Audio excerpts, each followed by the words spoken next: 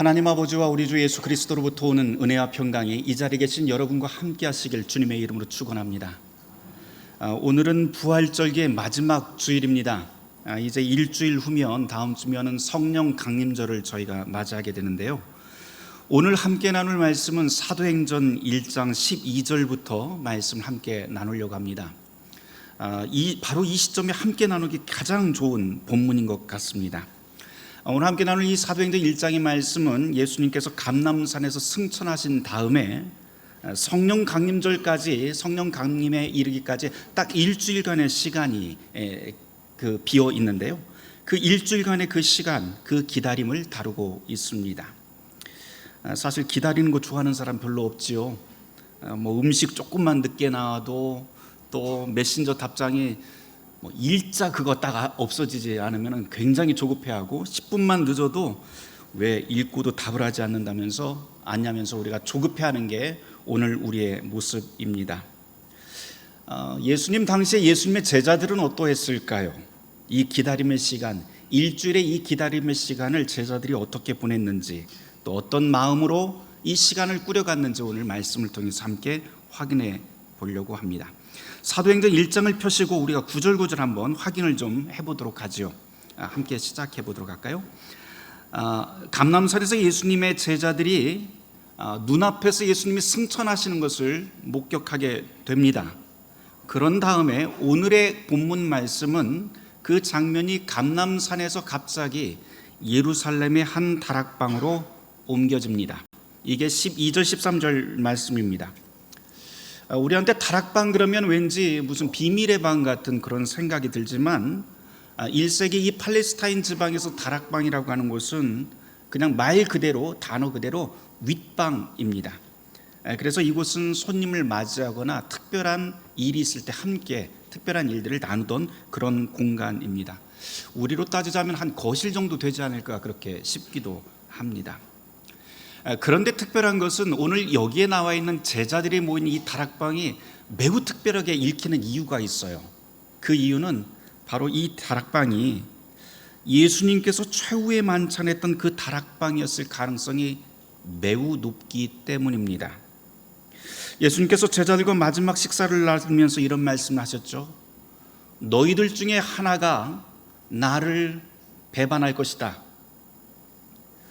생각해 보세요. 그 가운데 12명의 제자들이 함께 있었는데 이곳에서 가룟 유다는 스승을 배반하기로 완전히 마음을 굳혔고 수제자라고 하는 베드로는 주님, 내가 죽을지언정 당신을 부인하지 않겠습니다 라고 굳게 맹세를 합니다. 그렇지만 결국 새벽닭이 울기 전에 3번이나 그분의 스승을 부인하게 됩니다. 나머지 제자들은 다들 그 다음날 모두 다 도망쳐버립니다. 그렇게 배반의 자리였던 이곳이 바로 이 다락방입니다. 그런데 그 배반의 다락방이 이제는 연합과 소망의 장소로 바뀌게 됩니다. 이게 바로 어쩌면 성경에서 계속해서 우리에게 이야기하고 있는 하나님의 방식인 것 같아요. 하나님께서는 상처난 자리를 치유의 자리로, 절망의 자리를 희망의 출발점으로 늘 변모시키십니다. 성경에 이런 예가 허다하지요. 저와 여러분에게도 그런 자리가 있을 것 같아요. 잘 생각을 해보면 우리 인생을 돌아보면요, 내가 가장 힘들었던 자리, 내가 실패했던 그 순간, 절망했던 그 순간이 시간이 지나고 나서 가만히 돌아보면 야, 이게 내 인생에서 가장 소중했던 순간이었구나. 그렇게 소중한 기억의 장소가 되고 감사의 제목이 되는 경우가 종종 있습니다. 우리가 신앙 안에서 우리의 인생을 돌아다 보면 하나님께서는 그렇게 우리의 실패와 좌절을 그냥 버려두지 않습니다. 오히려 그것을 재료 삼아서 훨씬 더 아름다운 인생으로, 훨씬 더 아름다운 작품으로 주님께서는 만들어 가십니다. 일본의 도자기 장인들이요, 그 깨진 그릇의 조각을 모아서 그 깨진 조각을 다 모은 다음에 거기다 금을 덧칠을 해서 작품을 만드는 기법이 있습니다. 그걸 킨스키 기법이라고 하는데요, 이게 굉장히 고가의 그런 작품이라고 합니다. 하나님도 마찬가지인 것 같아요. 우리의 깨진 인생, 우리의 상처와 아픔을 주님께서는 당신의 손으로 더 아름답게 만들어 가십니다. 제자들이 지금 이 다락방에서 그런 경험을 하고 있고, 또한 우리도 신앙 안에서 그런 경험을 하면서 살아갑니다. 자, 다락방에 모인 사람들 함께 살펴볼까요? 13절 말씀입니다. 거기에 기록된 이름들을 보면 11명의 제자들이 쭉 나오죠. 베드로, 요한, 야고보, 안드레, 빌립, 도마, 바돌로메, 마태, 알페오 아들 야고보, 셀루진, 시몬, 야고보의 아들 유다, 이렇게 11명이, 가룟 유다를 빼고 모든 제자들의 명단이 거기에 나옵니다. 저는 여기에 있는 이 명단 볼 때마다 참 특이하다, 늘 그런 생각을 합니다. 특별히 여기에 있는 명단 가운데 여러분들 마태와 시몬을 좀 주목해서 보시기를 바라요. 마태의 직업은 뭡니까? 세리입니다. 세리라고 하는 직업은 그 당시에 그 로마 정부를 위해서 일하는 친로마 세력입니다. 그러다 보니까 동족으로부터 자기가 유대인임에도 불구하고 늘 매국노 소리를 들었었고요, 모두가 함께 이방인도 들어갈 수 있는 그 회당에도 이 세리는 들어갈 수가 없었습니다. 반면에 여기에 있는 시몬은 또 열심당원이에요. 열심당은 자기네 이 유대 민족을 증오하고, 그리고 로마를 증오하고 무력으로라도 독립을 이루려던 일종의 반로마 독립군 세력이라고 할 수가 있습니다. 그런데 이 마태와 시몬이 한 방 한 자리에 같이 앉아 있습니다. 오늘로 비유하면 이렇게 되지 않을까 싶어요. 극우와 좌파가 한 자리에 앉아 있다. 보수와 진보가 함께 한 자리에 앉아 있는 모습이죠. 사실 우리 현실로 보면 굉장히 어려운 자리, 불가능해 보이는 자리 같아요. 아마 이 둘이 만났다면 정치적인 논쟁이나 국가 문제 때문에 서로 이견이 갈려서 대판 싸움이 날 가능성도 있는 것 같습니다. 그런데 성경은 이 마태와 시몬 그리고 제자들이 함께 모이는 자리에서 무슨 일이 일어났다고 기록하고 있냐면 14절 한번 여러분들이 펼쳐보시길 바랍니다. 함께 읽어보도록 할까요? 14절 말씀 같이 읽습니다. 이 사람들이 여자들과 예수의 어머니 마리아와 예수의 아우들과 더불어 마음을 같이하여 오로지 기도에 힘씁니다. 이 11명의 제자가 서로 다른 성격, 서로 다른 노선임에도 불구하고 마음을 같이하여 한자리에 앉습니다. 여기에 나와 있는 이 마음을 같이하여라고 하는 이 말이 사도행전에만 11번이 계속해서 반복이 됩니다. 이렇게 하나의 단어가 계속해서 반복이 된다고 하는 것은 무슨 뜻이에요? 그만큼 중요하다, 그래서 강조한다라고 하는 뜻이겠죠. 특별히 이 마음을 하나로 모은다라고 하는 이 단어는, 이 말은 단순히 우리의 의견을 다수결로 정해서 하나로 모은다 그런 뜻이 아닙니다. 서로 다른 배경, 서로 다른 성격, 서로 다른 성향의 사람들이 하나의 목적을 위해서 완전히 하나가 된 상태, 그것을 바로 이 단어로 써 놓습니다. 특별히 저는 이 구절을 마음을 다 같이 하나로 하여라고 하는 이 구절을 읽으면서 루터 교회가 좀 생각이 났어요. 루터 교회의 정체성을 나타내는 여러 단어들이 있는데 그 중에 하나가 컨콜디아라고 하는 말이 있습니다. 컨콜디아 대학 미국에도 있고 그렇고, 또 우리 컨콜디아 출판사도 있잖아요. 이경배 장로님께서는 또 컨콜디아 그 출판의 그 담당자로서 오랫동안 거기에서 일을 하셨는데요. 이 컨콜디아라고 하는 말은 콘이라고 하는 함께라고 하는 접두사하고 코르디아 마음 또는 심장이라고 하는 단어가 합쳐진 말입니다. 그래서 심장이 모두 하나가 된다, 마음이 하나가 된다, 한 마음이 된다라고 하는 뜻이 바로 이 컨콜디아라고 하는 말입니다. 바로 다양한 사람들이 함께 모여서 하나의 목적을 위해서 함께 모여 있다라고 하는 게 우리 루터 교회의 정체성이라고도 할 수가 있습니다. 그럼 서로 이렇게 다른데 우리는 어떻게 하나가 될 수 있을까요? 물어볼 수 있겠죠. 여러분들 오케스트라를 좀 떠올리면 쉬울 것 같아요. 거기에 보면 다양한 악기들이 그 안에 포진이 되어 있습니다. 바이올린, 첼로, 플룻, 트럼펫, 완전히 다른 악기들이죠. 소리도 다르고 연주법도 다 달라요. 그런데 같은 악보로 같은 지휘자 아래서 연주하면 아름다운 하모니가 거기에서 만들어지게 됩니다. 각각의 악기들, 각각의 연주자들은 서로 다른 개성을 가지고 있지만 하나의 아름다운 공동체 안에서 그렇게 음악이 만들어집니다. 이게 가능한 이유가 있죠. 그것은 답은 딱 하나인데요. 이들에게 이 한 상에 모여 있는 다락방에 있는 사람들도 똑같이 그렇게 서로 다르지만 하나가 됩니다. 이유는 뭐냐면은 바로 예수라고 하는 악보, 예수라고 하는 지휘자가 있었기 때문이죠.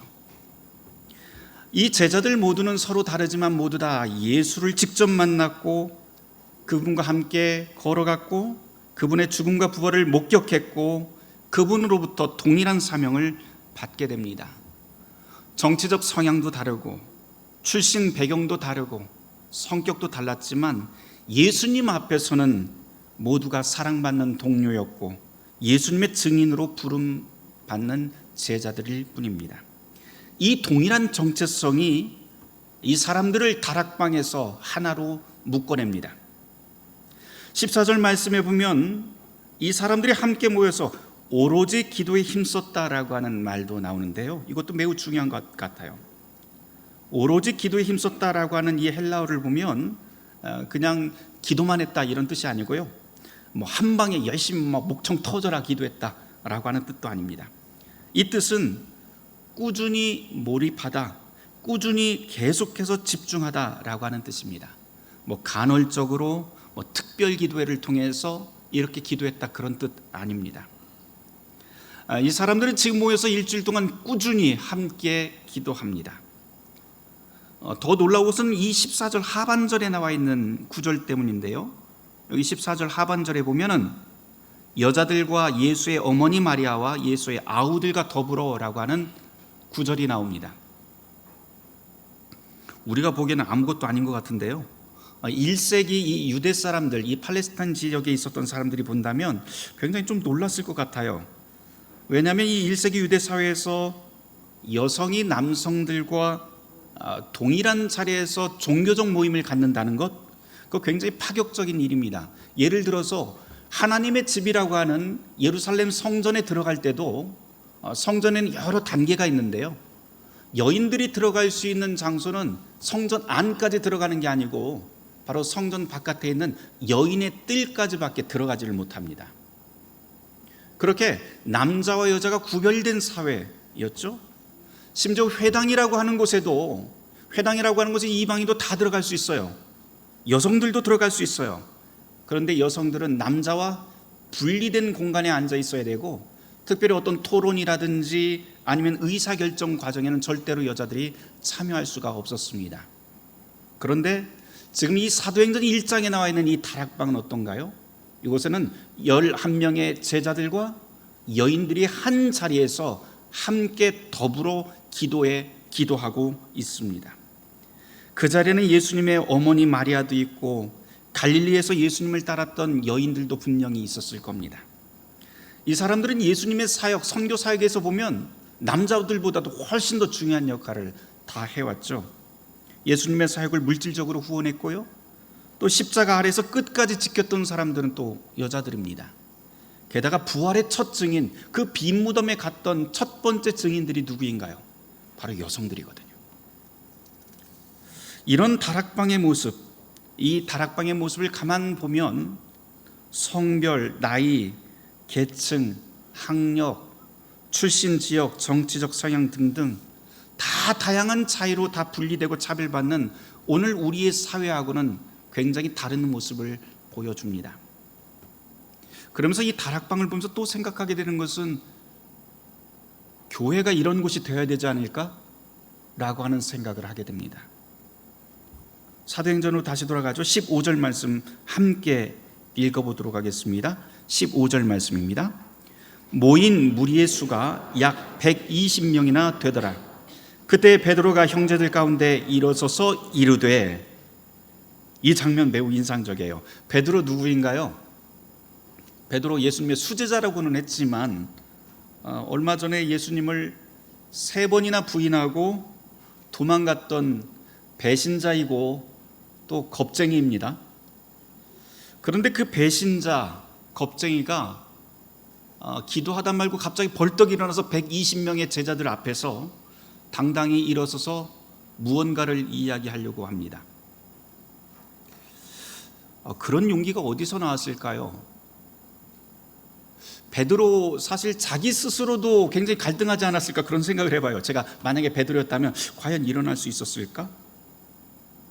내가 여기에서 이 자리에서 일어나면 사람들이 나를 보고 뭐라고 할까?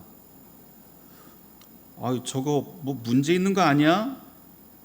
얼마 전에 배신자였던 사람이 지도자가 된다고 꼴사납게 어디를 일어나? 라고 생각했을 수도 있고요. 베드로라고 그 생각 못했을까요? 했을 것 같아요. 그런데도 불구하고 베드로가 일어난 이유가 무엇일까 또 곰곰이 생각을 해보니 베드로가 요한복음 21장에 보면 부활하신 주님을 만나는 장면이 있어요. 거기서 주님께서 계속해서 물어보시죠. 내가 나를 사랑하느냐? 그러면서 주님께서 늘 무슨 말씀을 하시냐면 내 양을 먹이라라고 하는 명령의 말씀을 해 주십니다. 부활하신 주님이 그 말씀을 하셨을 때 사실은 이 베드로는 그때 그게 무슨 소리인지 잘 몰랐을 수도 있고, 아니면 그 말씀을, 그 명령을 들었지만 과연 내가 할 수 있을까? 배신자요 겁쟁이인 내가 과연 그 목양을 할 수 있을까? 라고 하는 갈등이 있었을 것 같습니다. 그런데 베드로는 주님의 이 명령을 지금 이 다락방에서 기도하다가 드디어 수행하게 됩니다. 인간적으로 보면 배신자가 지도자로 다시 나서는 모습이 꼴사나울 수 있어요. 그렇지만 자신의 감정보다도 훨씬 더 무게 있게 받아들였던 건 부활하신 주님을 만났고 그 주님이 이 베드로에게 하신 그 명령의 말씀, 그것으로 훨씬 더 무겁게 여기고 일어서지 않았을까 그런 마음이 듭니다. 그리고는 베드로가 첫 마디를 이렇게 시작을 합니다. 형제들아. 이 호칭을 아무렇지도 않게 우리가 생각할 수 있지만 주목해 보시길 바라요. 베드로는 더 이상 자기 자신을 다른 제자들보다도 우월한 존재로 여기지 않습니다.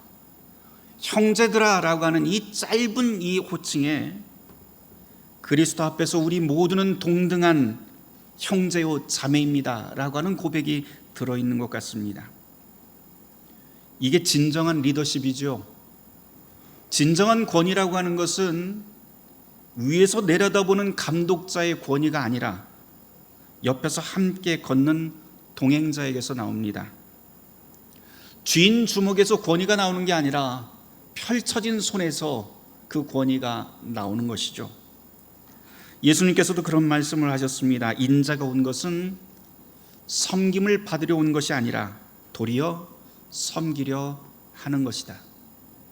그러니 주님을 따르는 사람이라고 한다면, 주님을 따르는 제자들이 우리가 추구해야 될 권리라고 하는 것은, 권위라고 하는 것은 바로 이런 섬김의 도일 것입니다. 베드로가 그러한 모습으로 일어나 이제 가롯 유다의 자리를 채울 사도의 조건을 제시하는 장면이 이제 21절부터 22절에 나오게 됩니다. 베드로가 이렇게 이야기를 하죠. 요한의 세례로부터 우리 가운데 올려져 가신 날까지 주 예수께서 우리 가운데 출입하실 때에 항상 우리와 함께 다닌 사람 중에 하나를 세워 우리와 더불어 예수께서 부활하심을 증언할 사람이 되게 하여야 하리라. 간단히 말하면 새로 뽑힐 그 사도는 예수님의 전 공생애를 함께 동행을 했고 그분의 죽음과 부활을 목격했으며 앞으로도 그 목격한 증인으로서 어디 가든지 그 진실만을 말하는 사람이어야 된다라고 하는 뜻이 됩니다. 여기에 증인이라고 하는 말이 나와요. 증언할 사람, 증인인데요. 이 특별한 단어 같아요. 헬라어로 마르투스라고 하는 이 단어인데 이거 원래 법정 용어입니다. 그래서 법정에서 진실만 말하겠습니다라고 하는 선서를 하고 그 다음에 자기가 보고 들은 바를 아주 정직하게 가감 없이 말하는 사람을 바로 마르투스라고 이야기를 합니다. 그런데 훗날 이 단어가 단순히 법정에서만 쓰이는 단어가 아니라 다른 말로 바뀌게 되는데요. 다른 말로도 쓰이게 되는데 그게 바로 순교자라고 하는 말로도 사용이 됩니다. 이유가 무엇인가 하니 초대교회 당시의 그리스도인들이 예수님의 복음을 증언하다가 순교하는 사례가 너무 많아졌어요. 그래서 목숨을 걸고라도 진실을 말하고 목숨을 걸고라도 예수의 길을 따르겠다라고 하는 증언하는 사람들을 일컫는 말이 바로 이 증인이라고 하는 말이 됩니다. 120명 앞에 일어선 베드로의 제안에 따라서 이제 두 사람이 선출이 되죠. 천거가 되는데 바사바라는 요셉과 마띠아가 천거가 되고요. 제비뽑기로 마띠아가 선출됩니다. 여기서 중요한 것은 마띠아가 어떻게 선출이 되었고 제비뽑기가 얼마나 중요하고 그거보다도 더 중요한 게 있는데요. 여기서 이 중요한 것은 이 사람들이 인간적인 판단이나 정치적 고려로 결정되지 않았다라고 하는 점입니다. 여기 있는 모든 사람들이 함께 한 자리에서 기도한 다음 하나님의 뜻을 구하면서 미래를 준비해 나갑니다. 제가 오늘 이 사도행전 1장의 말씀을 묵상하고 설교를 준비하면서 오늘 우리의 현실이 자꾸 겹쳐 읽혀졌습니다. 가장 인상적인 건 제자들의 기다림이에요. 잘 읽어보시면 이 11절 윗부분에 보면 예수님께서 감람산에서 승천하시는 장면이 나오는데요. 승천하신 다음에 다락방으로 옮겨진, 그러니까 예루살렘의 다락방으로 옮겨진 그 시간이 나오지는 않습니다. 그래도 잘 계산을 해보면 이것저것 다 제가 한번 따져봤어요. 계산을 해봤더니 3일이 비어요. 3일이.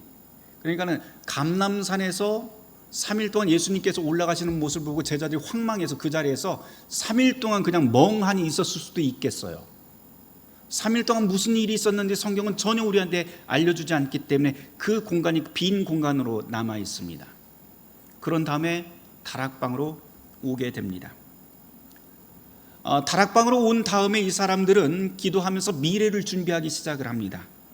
그런데 또 가만 생각을 해보니요, 성경에서 예수님이 없는 3일, 제자들 앞에 예수님이 없는 3일이 요때뿐이 아니더라고요. 언젠가요? 주님께서 십자가에서 돌아가신 다음에 그 3일도 역시 그렇게 예수님이 없는, 스승이 없는 3일의 기간이 앞에서도 한번 나옵니다. 그런데 이 둘을 비교해 보면 좀 달라요. 처음에 첫 번째 3일, 십자가에서 예수님께서 돌아가신 그 3일 동안 제자들은 완전히 절망하고 완전히 무기력했습니다.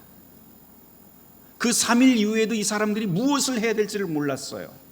그저 두려움에 떨면서 문을 걸어 잠그고 있었죠. 예수님께서 그 닫힌 문으로 들어오셔서 평안을 전하기 전까지는 제자들은 아무것도 준비할 수 없고 아무런 미래도 생각할 수가 없었습니다. 그런데 이들이 다시 한번 주님 없는 3일을 경험하게 됩니다. 그게 오늘의 본문이에요. 이 3일의 끝, 첫 3일과 다른 것은 이제 이 3일이 끝나자 이 제자들은 함께 모여서 기도하며 미래를 준비하기 시작합니다. 그리고는 오순절이 오기까지 정확히 일주일이 남아있는데 그 기간 동안 함께 모여 꾸준히 기도하며 주님 약속을 기다리게 됩니다. 그러니 이제 이 3일 이후의 제자들의 삶은 절대로 공허한 기다림이 아닌 것이죠. 그런데 우리는 어떤가요? 우리는 살아가면서 여러 종류의 기다림을 경험합니다. 그런데 오늘 이 시대를 가만 보면 즉석식품, 초고속 인터넷, 새벽 배송, AI 챗봇 이런 걸 통해서 즉각적인 응답을 구하는 그런 시대입니다. 모든 게 빨라야 되고 즉각적인 반응과 결과가 우리는 늘 필요하다고 그렇게 이야기를 합니다. 우리는 가만 생각을 해보면 그 속도에 중독되어 있는 것 아닌가? 그런 생각도 들어요. 그래서 무언가 발효된 것들의 맛을 느끼지 못하는 시대를 살아가는 것 같아요. SNS를 통해서 우리는 수많은 사람들과 연결이 됩니다. 카톡에도 굉장히 많은 사람들 명단이 있어요. 내가 알지 못하는 사람들 명단까지도 카톡에 그렇게 들어있더라고요. 그런데 그 많은 사람들이 우리는 이 시대에 연결이 되어 있지만 사실 다락방과 같은 그런 깊은 관계를 경험하지는 못합니다. 심지어 전화보다 카톡 메시지가 훨씬 더 편하다고 전화를 안 해요. 그렇죠? 신방 간다고 하면 화들짝 놀랍니다. 요즘은 대신방 한번 할까요? 그러면은 요즘 바빠서 안 됩니다. 어느 교회는 대신방 기간을 이제 가정을 못 찾아가니까 아예 구역을 딱 모아서 그냥 교회에서 하더라고요. 교회에서 그날 대신방 무슨 구역이 있으니까 다 모이세요. 그래서 그 교회에서 그냥 신방을 해버리더라고요. 우리가 그런 시대를 살고 있어요. 우리는 많은 사람과 연결되어 있고 가까워졌다고 하지만 동시에 멀어진 시대를 살고 있습니다. 그런데 이 다락방의 제자들을 한번 보세요. 이들은 달라요. 서로 다른 출신, 서로 다른 성향을 가지고 있지만 완전히 하나가 된 상태로 마음을 같이하여 한자리에 앉습니다. 그리고 미래를 준비합니다. 이게 어떻게 가능했을까요?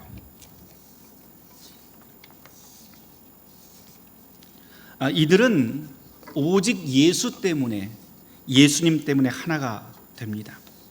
특별히 이들은 이 다락방에서 무언가를 급하게 결정 지으려고 하지도 않습니다. 일주일의 시간을 두고 묵히면서 기도하고 기다립니다. 그리고 그 기다림의 끝이 바로 오순절 성령 강림 사건으로 열매를 맺게 됩니다. 그리고 거기에서 비로소 교회가 탄생합니다. 교회라고 하는 것은 바로 이런 것이죠.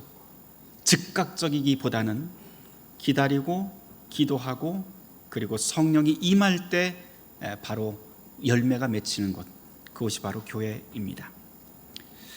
성경에서 보면 기다림이라고 하는 것은 단순한 시간의 흐름이 아닙니다. 기다림이라고 하는 것은 하나님의 때를 분별하는 시간이고 마음을 준비하는 시간이고 공동체의 미래가 싹트는 시간이기도 합니다. 아브라함은 25년을 기다려서 이삭을 얻었고요, 모세는 광야에서 40년을 기다린 후에 이스라엘의 지도자가 됩니다. 하나님의 시간은 우리의 시간과 좀 다른 것 같아요. 그래서 베드로후서 3장 8절에 보면 주께는 하루가 1000년 같고 1000년이 하루 같다라고 하는 그런 표현도 나옵니다. 때로는 답답하지요.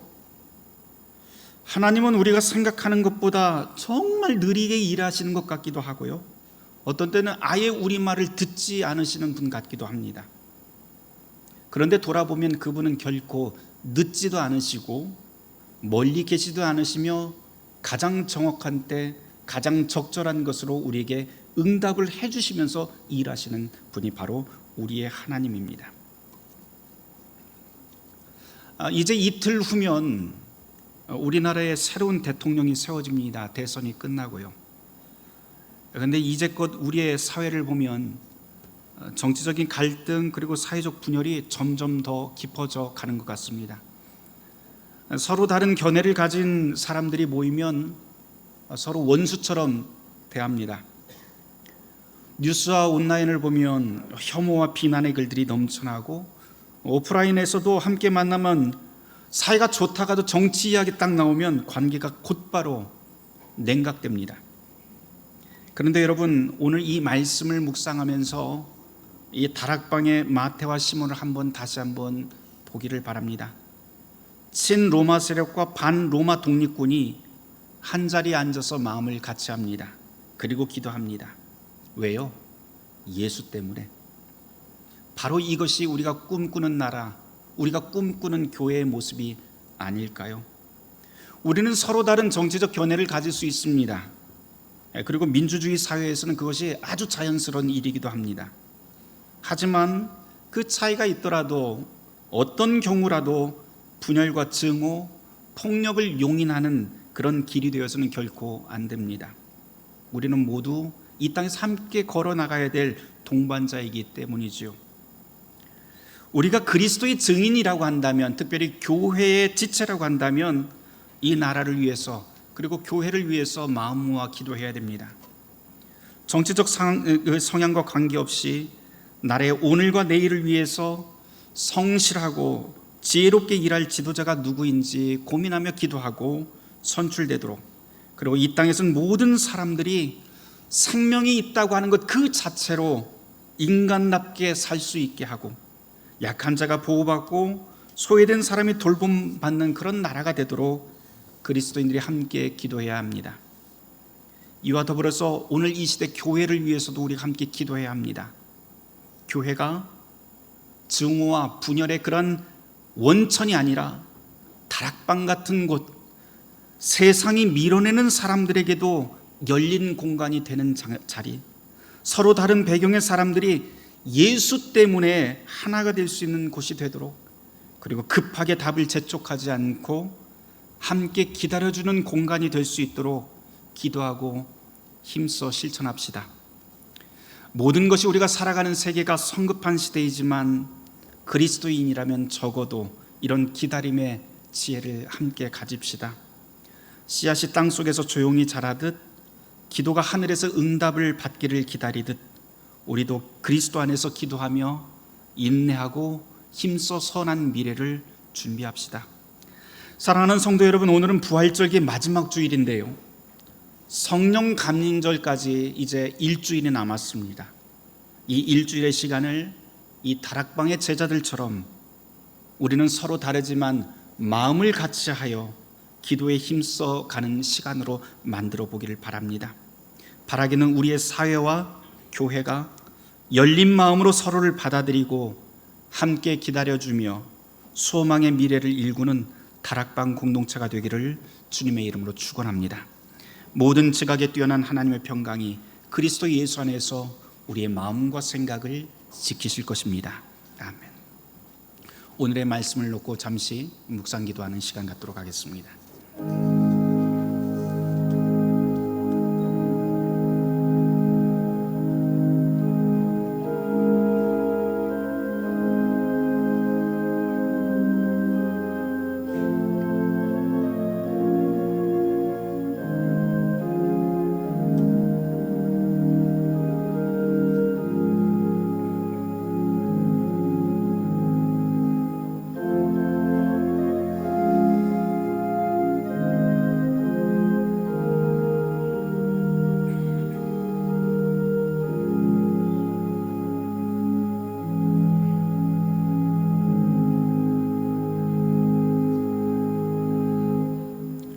주님, 당신의 선한 뜻이 하늘에서 이루어진 것 같이 오늘 이 나라와 우리의 교회 가운데서도 이루어지게 하여 주시옵소서.